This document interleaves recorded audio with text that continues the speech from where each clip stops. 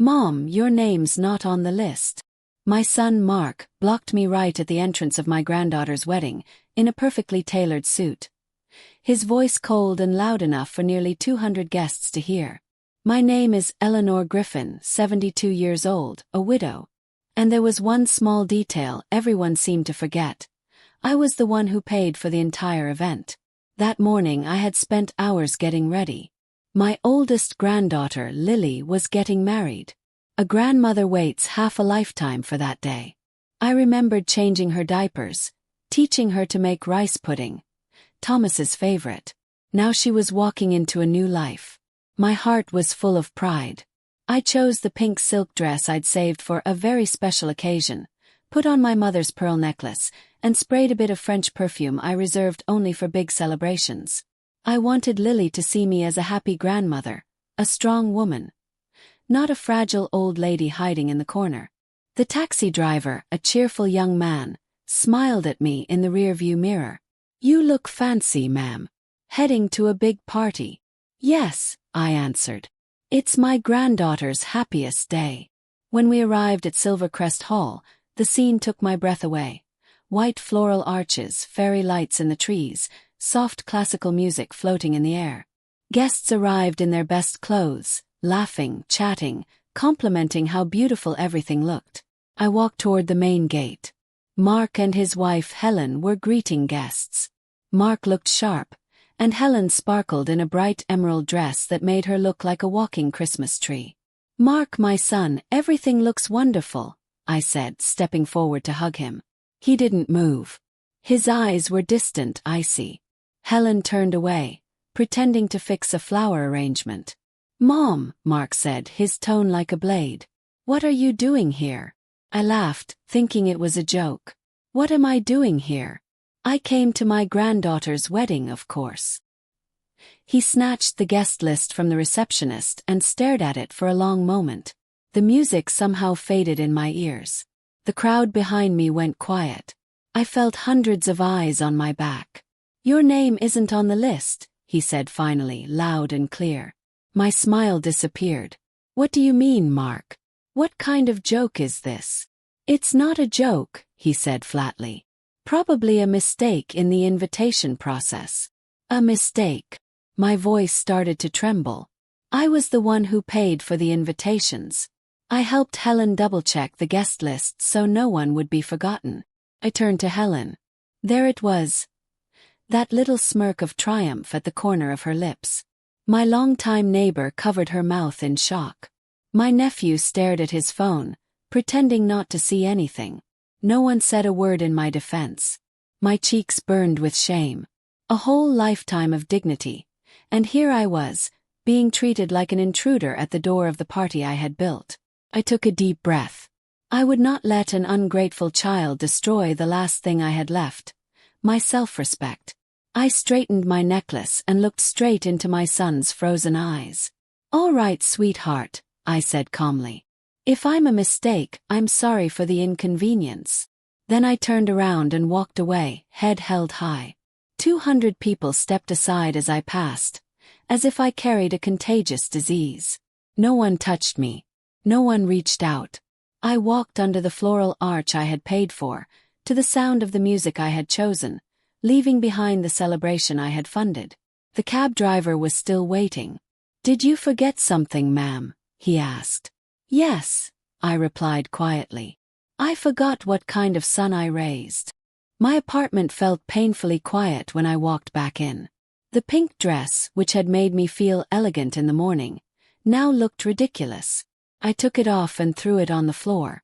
My eyes moved to the photo of Thomas on the wall.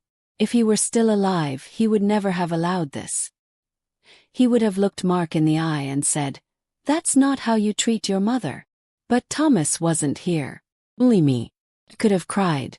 I could have called a friend and complained until my throat hurt. I could have swallowed a sleeping pill and tried to forget. But the woman who walked into that apartment was not the same Eleanor who had left it that morning. The humiliation had awakened something in me. The woman who had once run Thomas's logistics business for 10 years, who kept the books balanced to the cent, negotiated contracts, and knew exactly what every dollar was worth. I didn't cry. I walked straight into my office, opened the cabinet, and pulled out a cream-colored folder labeled Lily's Wedding. Inside was everything. The venue contract for Silvercrest Hall with my signature, catering invoices in my name, decoration receipts, and wire transfers from my account. Every document said the same thing. Owner/payer. Eleanor Griffin. I looked at the total. Over $100,000. All from the savings Thomas had left to ensure I could live comfortably and help family when they truly needed it. For 6 months, Mark and Helen had sat on my velvet couch, sipping my coffee, speaking in soft, practiced voices. You know, Mom, times are tough these days. We just want Lily to have her dream wedding. And I opened my heart. And then I opened my wallet. Now I stared at the papers and realized the truth. They didn't need me. They needed my money. I picked up the landline and dialed a number I knew by heart. Alan, I said when he answered. Alan Brooks, our family lawyer for over 30 years, and Mark's godfather. Mrs. Griffin, what a coincidence, he said. Today's Lily's big day, isn't it? I smiled, but there was not a trace of joy in it. Alan, I need the best attorney you can be tomorrow morning. Do you have 5 minutes for me? For you, I have the whole evening, he replied, his voice dropping into a serious tone. What happened? I was asked to leave the wedding I paid for, I said slowly. My son and daughter-in-law think they can take my money and treat me like garbage. I need you to help me fix that. I sat down in my leather chair, the folder open in front of me. The pain was still raw, the humiliation still burning. But beneath it all, a plan had already begun to form. Mark thought he had erased my name from his life. He had no idea I was about to erase the life he thought he was entitled to. At 9 a.m. the next morning, the doorbell rang. Alan stepped inside. He wasn't just our lawyer. Over the years, he had become part of the family. When he saw my face, he froze. Then anger flickered in his eyes. Good Lord, Eleanor. Sit down, he said. I'm fine, I replied. The files are on the table. He took off his coat, sat at the dining table, and began going through each page. I stood by the window watching neighborhood kids play outside. It was the kind of Sunday when I should have been at a fancy hotel, having breakfast with my granddaughter, laughing about the party. Eleanor, Alan's voice pulled me back. I see the contracts, the receipts. Everything is in your name. You paid from your personal account. Legally. He looked up at me. You're the event's owner. The host. I let out a bitter laugh. The host. Locked out of her own party. How ironic. It's not just ironic, he said grimly. It's humiliation. What do you want to do? We can sue for emotional distress. You have 200 witnesses. Alan, I said, turning to him, my voice steady. Do you really think I want an apology? Or a compensation check? Written with my own money. Silence. And that's when it hit me. The real lesson wasn't just about humiliation. It was about power. They had never seen me as a mother or a grandmother. To them, I was an ATM that never ran dry. And when people don't need an ATM anymore, they close it. Or, in their case, they lock it outside the venue so it won't ruin the perfect family photos. I remembered all the little ways they had dismissed me over the years. Mom, you don't understand real estate investments, Mark had said, when I suggested buying a rental apartment instead of that luxury car. Mrs. Griffin, this phone is too complicated for you, Helen said in her pitying tone when I asked about the banking app. What they didn't know was that after Thomas died, I ran his logistics company alone for 10 years. I negotiated with unions, handled contracts, and balanced the books down to the last cent. 5 years ago I sold that company. Mark and Helen thought it was just retirement money. They had no idea how much it was. They thought $100,000 was a huge sacrifice. For me, it was about the size of a yearly property tax bill. I walked into Thomas's old office, opened the safe, and pulled out a blue folder. I placed it in front of Alan. This, I said, is rediscovered power. Inside were 2 property deeds. One for the 3-bedroom apartment where Mark and Helen lived, with a big balcony. One for the beach house, the one they posted on social media as our little paradise. Alan's eyes widened. Everything's in your name. Of course, I said. I bought them as investments. Mark said rent was too high and he wanted a better place for the kids. I let them live there. No contract. No rent. I paid the property tax and building fees. Every year. He swallowed hard. And the car. In my garage, I said. The gray car Mark drives. He calls it a company car. The company used to be mine. I sold it, but the cars remained registered under my name. Insurance, tax, everything.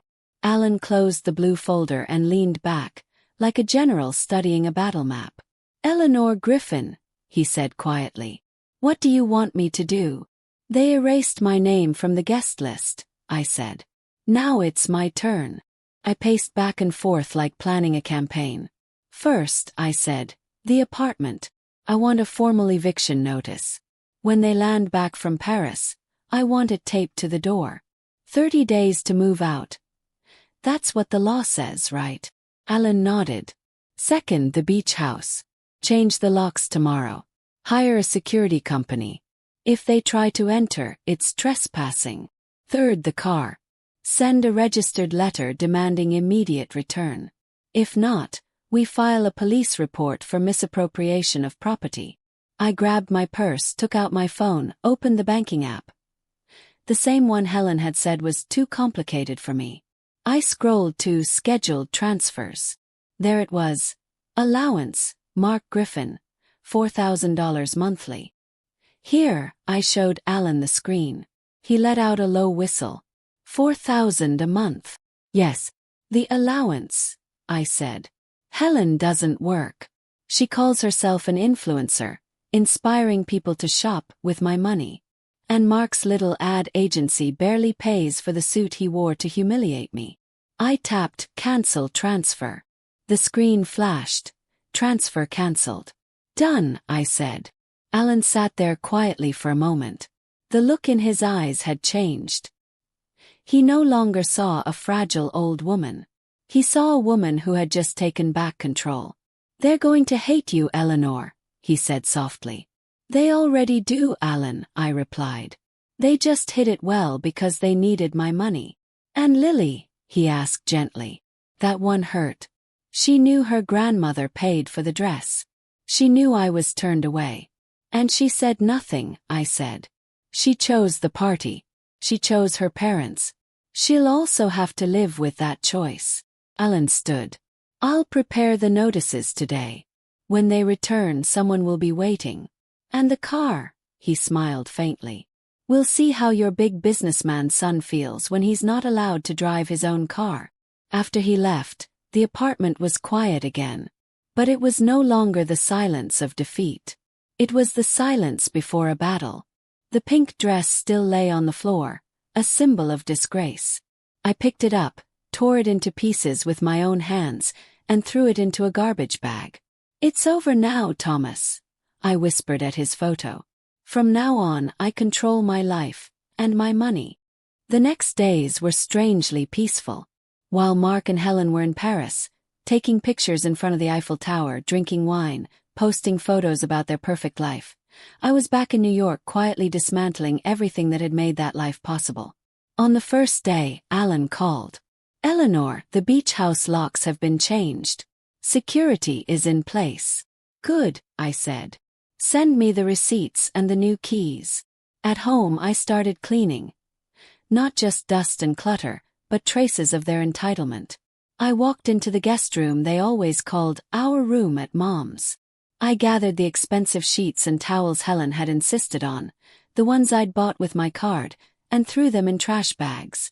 In the living room I removed last year's Christmas photo. Me, Mark, Helen, and Lily smiling in front of the tree. Helen's smile in that picture was the same one she had when she watched me being humiliated. I put that frame in a dark drawer. In its place, I set another photo. Thomas and me on the day we opened our trucking company. Faces smeared with grease but full of pride. A week went by. Then came the first of the month. The day their $4,000 allowance usually arrived. I woke up early, brewed a strong pot of coffee, and sat down in my armchair. Somewhere in Paris, Mark was probably trying to pay for breakfast. Helen was surely in a boutique, arms full of shopping bags. I imagined the scene. "I'm sorry, ma'am. The card's been declined." "That's impossible. Try again. My husband is wealthy." And Mark, at a small cafe, offering his card to pay for his croissant, declined as well. By evening, a message appeared on my old phone. The number only family used. "Mom, are you okay? The money didn't go through. Did something happen?" Not a word about the wedding. Not a word about what he had done at the door. Just, "Where is the money?" My fingers itched to reply, to scream through the screen. But the new Eleanor understood. Sometimes the strongest word is no word at all. I deleted the message. I did not reply. The confusion, the fear, the first crack in their perfect illusion.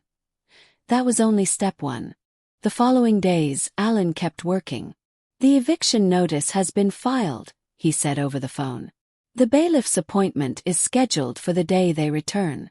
The letter about the car has been delivered to their building. The doorman will hand it to them personally." I felt lighter than I had in years. For so long I had lived as grandma, whose job was to give support pay. I had forgotten that I was still Eleanor. One morning I went to my computer class. My young tutor taught me how to use spreadsheets, track investments, and manage financial apps. The same apps Helen claimed I could never understand. Meanwhile, in another part of the city, Mark went down to the garage in his expensive suit to drive his luxury car to work. Later, I heard the whole story from my neighbor, Mrs. Doyle. "Good morning, George. Open the gate, I'm in a hurry," Mark said to the security guard at the garage entrance. "I'm sorry, sir," the guard replied carefully. "I have direct orders from the owner, Mrs. Eleanor Griffin." "Orders? What orders?" Mark snapped. "This vehicle isn't authorized to leave the garage," the guard explained. "It's on the list of assets to be reclaimed. The insurance company has been notified. If you attempt to drive it away, I'm required to call the police and report a stolen car." Helen started yelling, calling the guard, "That old hag's puppet." Mark turned red, threw the child's car seat, the one I had bought, onto the garage floor, slammed the door, and stormed off to hail a taxi. That was the first consequence. Public humiliation. Just like he had done to me at the wedding. Except his audience was the neighbors and the staff, not 200 guests. That same afternoon, consequence number 2 arrived. Back at their place, Helen opened a food delivery app. Her card was declined. She tried another. Declined. She tried Mark's. Declined. The $4,000 they received every month wasn't extra comfort. It was their lifeline. And I had cut it. That day, I finished my computer class and walked home, carrying my new laptop. As I approached my building, I saw them, Mark and Helen, standing outside like two shipwreck survivors washed ashore. "MOM!" Mark shouted, storming toward me. "Stop." My doorman, Mr. King, instinctively moved closer, but I lifted a hand to signal him to stay back. "Mark, Helen, what a surprise," I said coldly. "Open the door. We need to talk," Mark said, grabbing my arm. I stepped back. "I have nothing to say. And you are not coming into my home. You can't do this. I'm your son. I live here." "No, Mark," I replied. "You've lived in my apartment for 10 years for free. And you still have 30 days to move out." "Mrs. Griffin." Helen's voice trembled, the same fake sweetness she wore when asking me for money. "Please don't be cruel. We were wrong. We're sorry. It was the receptionist's mistake. She mixed up the guest list." "Helen," I cut her off. "That performance is pathetic. You were the one checking the list. You stood there and watched my son throw me out. And you smiled. I remember that smile. You thought you had won, didn't you? $100,000 wedding and no more annoying old woman in your perfect pictures. Quite a bargain." Helen went pale. Mark stepped forward, his voice low and threatening. "You'll regret this. You're old. You've lost your mind. I'll sue you." I'll have you declared incompetent. I'll take control of your assets. I looked at the man who used to cling to my hand to cross the street. Now he was threatening to drag me to court. I burst out laughing. A short, dry laugh that startled even Mr. King. Lost my mind, Mark said. Let me show you something. I opened my bag, pulled out my phone, and launched the banking app. The one Helen said I couldn't use. See this? I held the screen up. This morning I bought shares in 2 major corporations. By myself. Can do that. What can you do, besides spend my money? I felt my voice shifting. Not the trembling voice of a hurt mother, but the firm voice of Eleanor Griffin, the woman who once ran Parker Logistics. You want to sue me? Continued. Go ahead. Lawyers are expensive. And you don't have any money. You want proof I'm senile. Last week I paid $5,000 to a top forensic psychiatrist. 8 pages confirming I am perfectly sane. Alan has the report. Any judge will see you for what you are. An ungrateful son trying to steal from his mother. Mark's face went from red to an ugly pale green. You two think I'm just a faucet you can turn on whenever you want money, I said quietly. But tell me who built the pipeline. I looked them both in the eye. The 3-bedroom apartment you're clinging to, the luxury car you're mourning, the $4,000 you depended on every month. None of that was my fortune. That was pocket change. You forgot who I am. Then I turned to Mr. King. Patrick, please call security. These two are trespassing. Wait. Mom! Mark shouted in panic. Don't call me Mom, I said, my voice like steel. You lost that right at the wedding entrance. I walked into the building. I'm late for my Italian class, I added calmly. The glass doors closed. I did not look back. In the elevator my phone rang. Unknown number. Hello. Grandma, it's me. Lily. My heart skipped, but I kept my voice steady. Lily. What a surprise. How was Paris? Was the wedding beautiful? The one I paid for. Grandma, she sobbed. What's happening? Mom and Dad say you've lost your mind. That you kicked them out of their home. I took a deep breath. I haven't lost my mind, Lily. On the contrary, I've never been this clear, I said. I'm simply taking back what's mine. The apartment, the car, the money. All of it belongs to me. But is this because of the wedding? She whispered. I swear I didn't notice anything. It all happened so fast. I was nervous. You didn't notice. I repeated softly, my voice sharp as glass. You didn't see your only grandmother standing at the door? The one who raised you when your mother was busy in the salon. The one who paid for your gown. You didn't notice the empty chair in the front row. The one reserved for me. She was quiet, only sobbing softly. I was humiliated in front of 200 people, Lily, I continued. Your father threw me out like a stray dog. And you stood there smiling, getting married. Then you went to Paris for 15 days. No call. No message. Nothing. You're calling now because your parents ran out of money. Not because of me, I said. The silence on the line was heavy. Your parents chose their path. And through your silence, you chose too, I said. You chose the party. You chose the luxury. Now you'll live with that choice. I let my voice soften, but not my resolve. I still love you, Lily. But the foolish grandmother who paid for everything and endured everything. She died at the doors of your wedding. Hung up. The elevator doors opened. I stepped out into my apartment. The new balance of power in my life had not just shifted. It had been carved in stone. The 30 days I gave Mark and Helen passed quickly for me, but must have felt like a lifetime for them. They stopped calling. Alan told me they had hired a lawyer, hoping to negotiate. Eleanor, he chuckled over the phone. My colleague asked if you were open to a settlement. I told him. Mrs. Griffin does not negotiate with people who treated her like garbage. The only deal is that they hand over the keys on day 30 or face eviction. On the 30th day, at exactly 5 p.m., a delivery man brought a brown envelope. Inside were the keys to the apartment and the beach house. No note.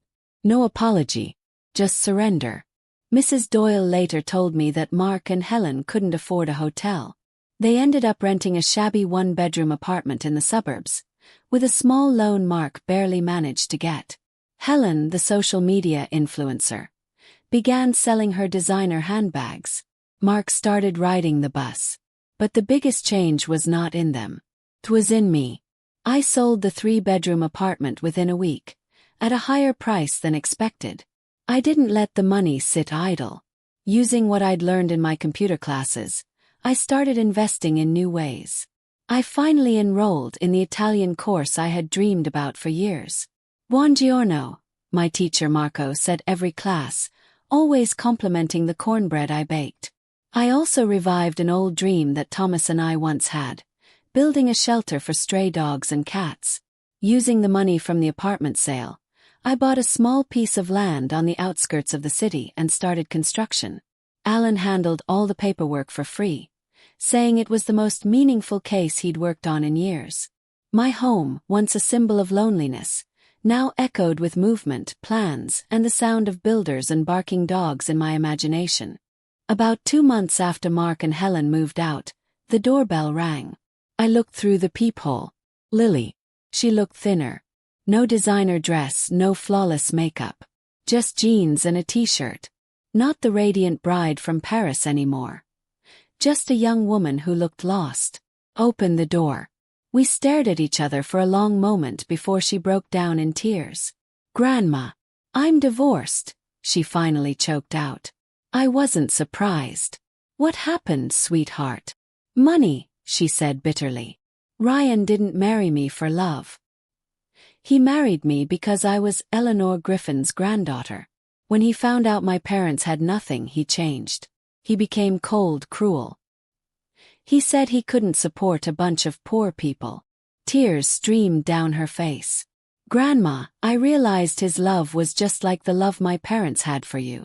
A love that depends on a bank balance. I went to the kitchen and made chamomile tea with honey. Just like I used to when she had nightmares as a child. What about your parents? Yes. They haven't changed, she said. Mom cries and blames Dad. Dad yells and blames you. They never asked how I am. All they want to know is whether I talked to you. Whether I convinced you to stop. She stared into her cup. They don't regret humiliating you. They're just angry because they got exposed. Because the money's gone. In that moment, I realized something. Lily had learned a lesson her parents never would.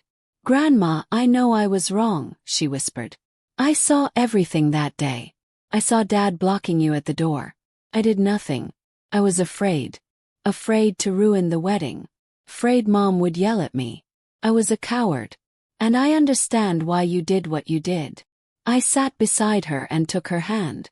You know, Lily, I said softly, women like us are taught our whole lives to stay quiet to keep the peace. They tell us that being old means being gentle, smiling while people step on us. But they're wrong. Dignity has no age, I said. What I did wasn't to punish your father.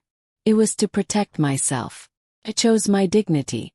And sadly, that's a lesson you had to learn the hard way. I don't have anywhere to go, she murmured. Ryan kicked me out. I don't want to go back to my parents. I looked at her. The little girl who once learned to ride a bike in my yard. The guest room at the end of the hall is still there, I said. And it will always be yours. Lily didn't become a princess in a fairy tale. I didn't shower her with money. I didn't buy her a new life. I gave her my old computer and an internet connection. That was it.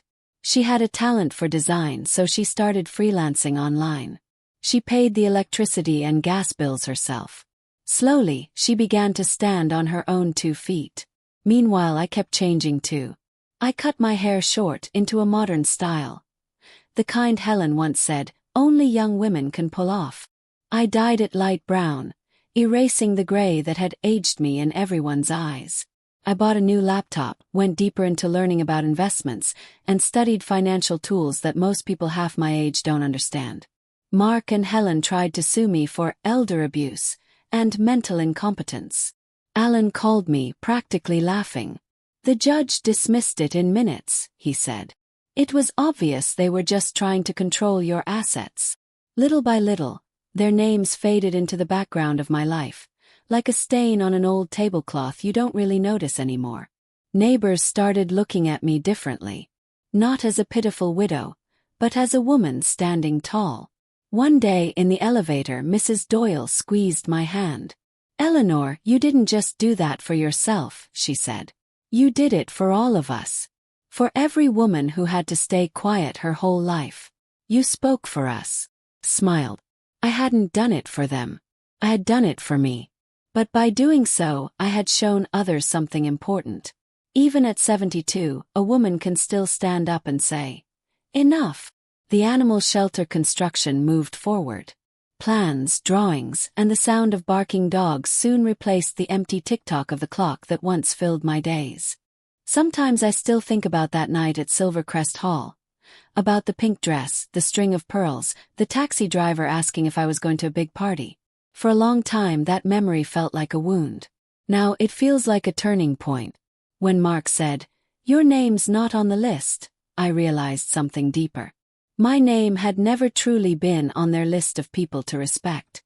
Only on their list of people to use. When they closed that door in my face, they thought they had won. They thought they had removed the embarrassing old lady from their perfect story.